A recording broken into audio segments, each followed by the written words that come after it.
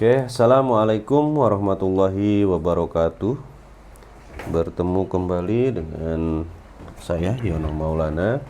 Alhamdulillah hari ini kita bisa masih melakukan perkuliahan ya dengan tetap menggunakan media digital. Hal ini dikarenakan masih berlangsungnya pandemik ya.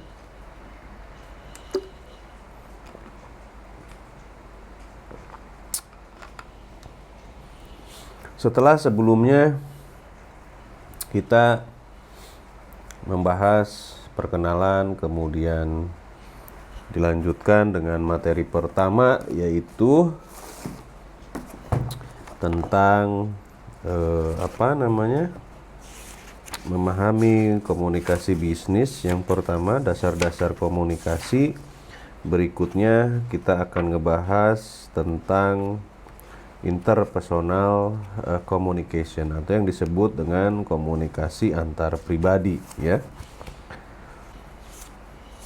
Komunikasi antar pribadi itu adalah ya yang dilakukan antara seseorang ya dengan orang lain dalam suatu masyarakat maupun organisasi bisnis dengan menggunakan media komunikasi tertentu dan bahasa yang mudah dipahami ya, ini yang disebut informal untuk mencapai suatu tujuan tertentu. Paling tidak ada 4 hal penting yang perlu diperhatikan. Diantaranya adalah melakukan komunikasi dua arah menggunakan media tertentu seperti telepon, HP gitu ya, face to face gitu, dalam bahasa manapun gitu ya, bahasa pergaulan, campuran, dan lain sebagainya. Kemudian yang ketiga adalah bahasa yang digunakan bersifat informal, tidak baku. Kemudian yang keempat adalah tujuan yang ingin dicapai dapat bersifat personal ataupun pribadi. Nah, itu paling tidak 4 hal di dalam interpersonal skill ya. Berikutnya adalah apa sebetulnya tujuan dari komunikasi antar pribadi atau yang disebut dengan interpersonal skill? Paling tidak yang pertama adalah menyampaikan informasi ya. Ketika berkomunikasi dengan orang lain tentu saja memiliki berbagai macam tujuan. Ya, kalau kamu berbicara dengan teman pasti memiliki tujuan, informasi yang ingin disampaikan itu apa? Apakah pengalaman pribadi atau curhat dan lain sebagainya. Yang kedua adalah berbagi pengalaman ya, ini sharing. Kemudian melampiaskan kekecewaan. Nah, ini curcol ya. Curhat lah seperti itu. Kemudian berikutnya adalah melakukan kerjasama ya. Ngajakin kerjasama, kolaborasi dan lain sebagainya ya, bersekutu gitu. Menumbuhkan rasa simpati. Nah, ini biasanya empati ya. Anak-anak sekarang kan banyak tuh yang pura-pura simpati tetapi sebetulnya modus gitu. Kemudian menumbuhkan motivasi atau memberikan dukungan ya, saran. Nah, ini biasanya kalian yang hubungan para muda-mudi nih ya, kalau masih dalam kenalan pura-pura suka memotivasi, mendukung gitu ya. Nah, tetapi bolehlah paling tidak kalian telah memberikan dukungan yang baik gitu. Lalu untuk gaya kepemimpinan ya, di sini menggunakan teori X dan Y ya. Dimana kalau kita lihat, kita langsung ke sini. Kalau teori X, karyawan cenderung tidak suka ataupun malas bekerja. Kalau mungkin menghindarinya. Kemudian karyawan selalu ingin diarahkan manajer, harus selalu mengawasi kinerja mereka. Sedangkan kalau teori Y gitu ya, karyawan suka bekerja, jadi penuh motivasi, penuh loyalitas. Kemudian berikutnya karyawan yang suka memiliki komitmen pada tujuan organisasi, ya akan dapat mengarahkan dan mengendalikan dirinya. Jadi nggak usah disuruh pun mereka sudah paham. Kemudian karyawan yang belajar untuk menerima bahkan mencari tanggung jawab pada saat bekerja.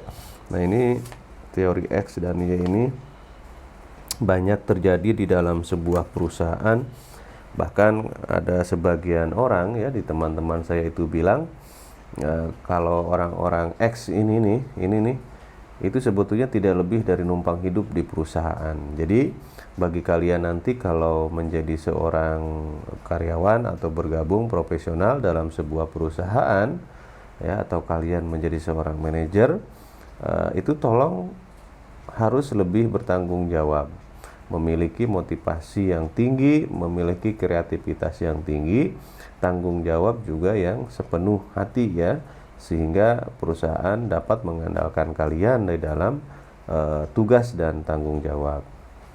Berikutnya adalah 4 gaya kepemimpinan yang minimal harus dimiliki. Yang pertama adalah bagaimana kalian mampu mengarahkan ataupun directing ya pada situasi dan kondisi tertentu terhadap anak buah ya, seperti itu. Kemudian berikutnya adalah bagaimana kalian memberikan pembekalan ya. Pembekalan bisa dengan ilmu pengetahuan, cara dan lain sebagainya. Kemudian bagaimana kalian memberikan supporting ataupun dukungan ya, sehingga dalam situasi dan kondisi di mana karyawan telah mengenal teknik yang dituntut, telah mengembangkan hubungan yang baik dengan seorang manajer. Jadi sudah TikTok gitu, sudah mirroring lah apa yang diinginkan oleh pimpinan, anak buah itu sudah tahu. Dan berikutnya adalah pendelegasian, memberikan kepercayaan terhadap anak buah. Ini juga wajib dilakukan oleh seorang pemimpin. Khawatirnya di dalam kondisi-kondisi tertentu dia tidak bisa handling, mungkin karena masalah waktu, mungkin karena masalah lokasi, sehingga mau tidak mau tugas tersebut harus didelegasikan kepada anak buah. Nah, jadi inilah paling tidak 4 gaya kepemimpinan yang harus dimiliki. Yang pertama mampu mengarahkan, yang kedua mampu memberikan pembekalan, yang ketiga mampu memberikan dukungan, dan yang keempat adalah mampu melakukan pendelegasian tugas dan wewenang. Nah, ini adalah 4 gaya kepemimpinan. Lalu bagaimana di dalam kondisi situasional ya? Nah, ini paling tidak di dalam kondisi situasional, kenapa kita belajar tentang komunikasi bisnis, diantaranya adalah ada kemampuan berkomunikasi, keterampilan berkomunikasi. Nah, keterampilan komunikasi inilah yang menjadi penting dari seorang pimpinan. Hal tersebut banyak sekali manfaatnya yang saya rasakan ya.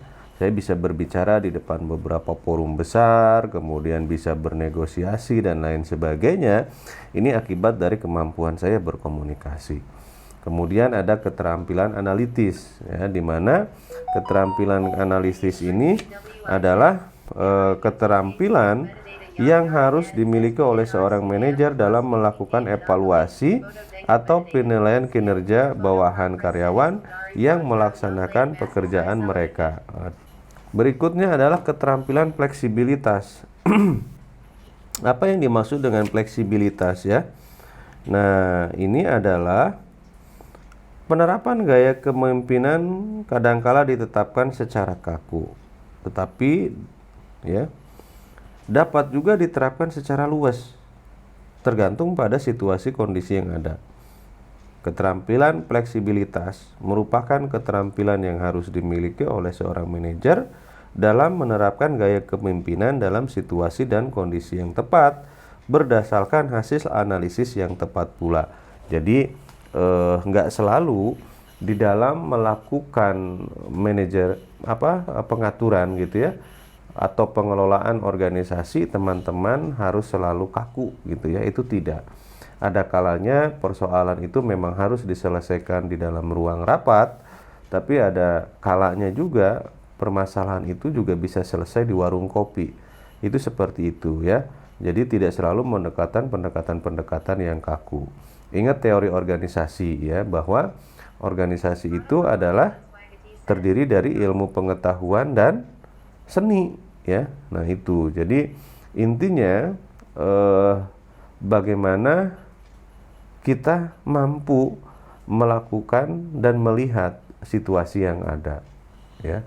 Jadi kepemimpinan memang luas ya cakupannya. Tapi paling tidak tiga gaya kepemimpinan ini harus dipahami oleh teman-teman semua. Ada yang disebut dengan kepemimpinan inti ya. Kepemimpinan inti dalam suatu lingkungan kerja yang selalu dinamis ya. Gaya kepemimpinan yang ditetapkan juga akan berbeda. Oleh karenanya, seorang manajer yang efektif harus dapat memahami dengan baik dan tepat bagaimana kondisi lingkungan kerja, termasuk latar belakang para karyawan yang ada dalam suatu organisasi tersebut. Ya, menurut Helger dan Slocum, seorang manajer dinamis harus memiliki 5 kemampuan yang dikenal sebagai, termasuk yang pertama adalah pemberdayaan empowerment ya. Kayak gitu, yang disebut dengan keahlian kepemimpinan inti atau core leadership ya. Seperti itu. Kemudian ada lagi empowerment, intuisi, self understanding, vision, dan value concurrence ya, seperti itu. Jadi ini adalah paling tidak kepemimpinan inti yang harus dikuasai oleh para pimpinan adalah yang pertama ini. Ya, pemberdayaan itu apa sih? Pemberdayaan itu adalah merupakan kemampuan seorang manajer untuk berbagi pengaruh dan kendali dengan para karyawannya. Dalam hal ini, manajer dapat memperdayakan karyawan untuk terlibat secara langsung dalam suatu proses pengambilan keputusan bagi pencapaian tujuan organisasi. Jadi, seorang pimpinan itu harus mampu melakukan analisis position, siapa dia, kemampuannya apa, bisa apa, itu harus tahu. Kemudian juga harus memiliki intuisi ya. Intuisi itu mungkin lebih kepada insting kali ya, seperti itu. Jadi keyakinan bahwa dalam diri seseorang mengenai suatu tanpa pertimbangan sadar. Manajer kadang-kadang memutuskan suatu hanya karena rasanya benar. Jadi intuisi ini pun tetap masuk ke dalam salah satu teori dan dibenarkan gitu ya. Tetapi pada saat nanti teman-teman menjadi seorang manajer juga jangan keseringan juga menggunakan intuisi karena bahaya ya. Jangan-jangan nanti kalau pas lagi galau malah kita salah-salah ngambil keputusan. Nah, intuisi itu dibenarkan, tetapi paling tidak kalian harus menjadi profesional terlebih dahulu. Yang kedua, pengalaman kalian itu harus banyak. Kemudian yang ketiga adalah prereferensi juga kalian harus banyak. Nah, itu biasanya akan melahirkan sebuah intuisi yang bagus gitu ya. Kayak gitu. Jadi jangan belum apa-apa, belum menganalisa dan lain sebagainya lalu kalian sudah menggunakan intuisi, itu jangan ya. Kemudian yang ketiga adalah pemahaman diri. Nah, atau yang disebut dengan tahu diri sih sebetulnya. Kemampuan kita apa, bisa mengerjakan apa, lalu bagaimana cara mengerjakannya ya, minimal kita tahu. Sehingga kita tahu persis capaian-capaian apa yang ingin kita gapai, seperti itu ya. Berikutnya adalah visi ya.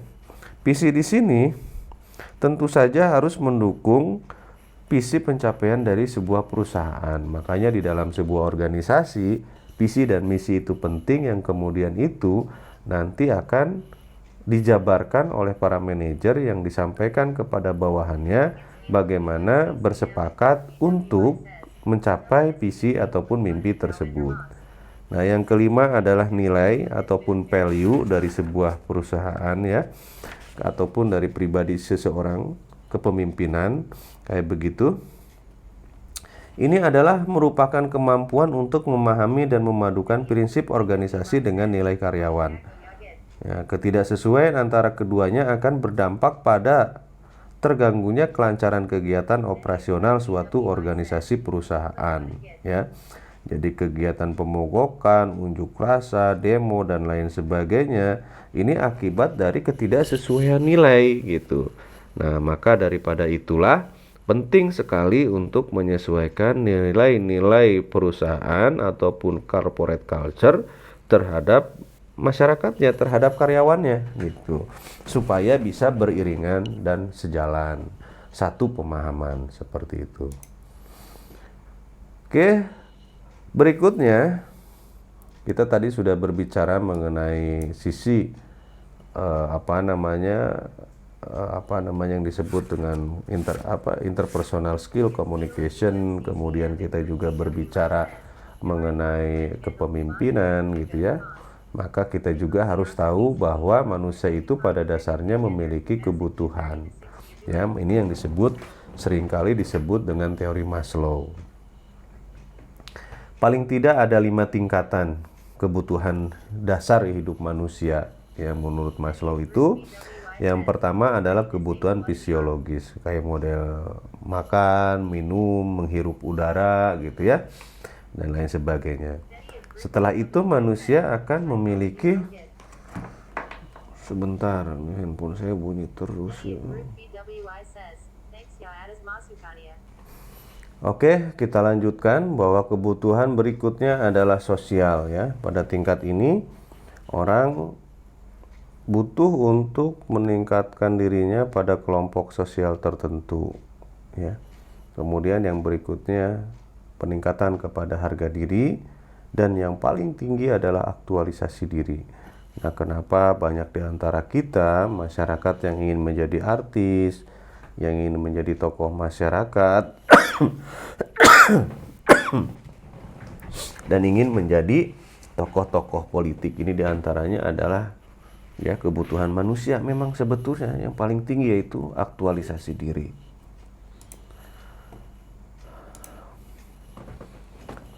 Ini adalah teori 2 faktor, yaitu faktor higienis kemudian dan faktor motivator, yaitu sumber ketidakpuasan kerja dan sumber kepuasan kerja.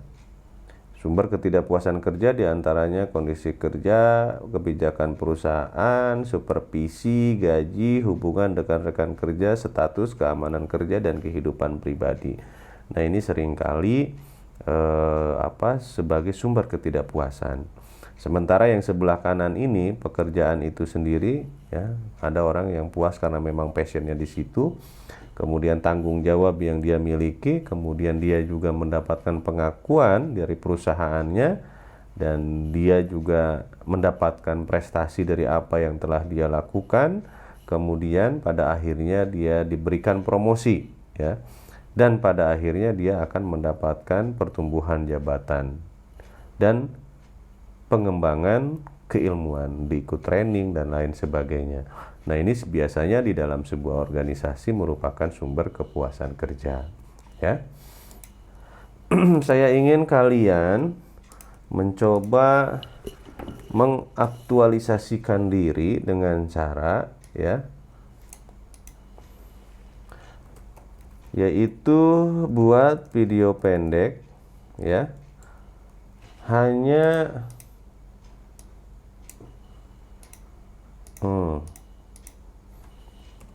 60 detik saja, 60 detik. Kemudian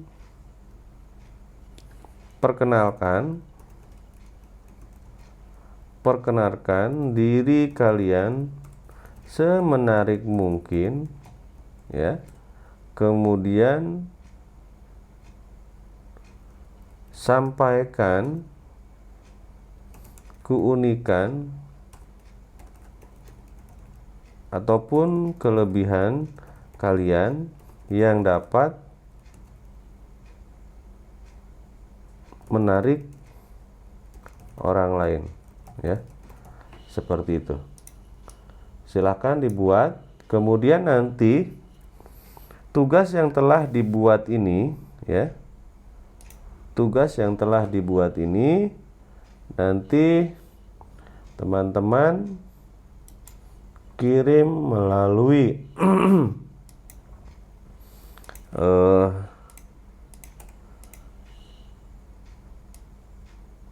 kalau ada Telegram sih Telegram ya. Teman-teman kirim melalui Telegram ke saya 0877 90 61 666 ya, dengan judul kayak begitu ataupun keterangan tugas kombis, ya, seperti itu. Telegram, kirim filenya pakai Telegram, kirim video ya, kirim video dengan Telegram, kirim video dengan Telegram ke nomor saya ya, maka nanti akan saya terima. Jangan lupa video dikasih judul dan keterangan adalah tugas kombis ya, seperti itu. Tugas akan saya terima berarti sebelum perkuliahan di minggu berikutnya. Oke, bisa jelas ya? Oke, kalau sudah jelas kita lanjutkan. Nah, selamat bertemu kembali di minggu yang akan datang ataupun di minggu berikutnya. Oke, itu saja perkuliahan kita kali ini, yaitu tentang interpersonal skill. Dan jangan lupa videonya kalian kerjakan, boleh diedit, kalian lihat video-video personality, bagaimana cara kalian menjual diri sehingga perusahaan itu tertarik ya. Tidak usah panjang-panjang, pendek saja, jelas, tegas ya, dan dapat dimengerti ya. Contoh, hai, saya perkenalkan nama Andi, bahwa saat ini saya memiliki kemampuan ini, atau saat ini saya punya ini, atau bahwa saya memiliki kemampuan ini gitu ya, dan lain sebagainya. Terserah. Yang jelas di dalam waktu 60 detik publik sudah tahu bahwa Anda adalah orang luar biasa. Oke? Itu dulu pertemuan kita kali ini. Saya ucapkan terima kasih. Assalamualaikum warahmatullahi wabarakatuh.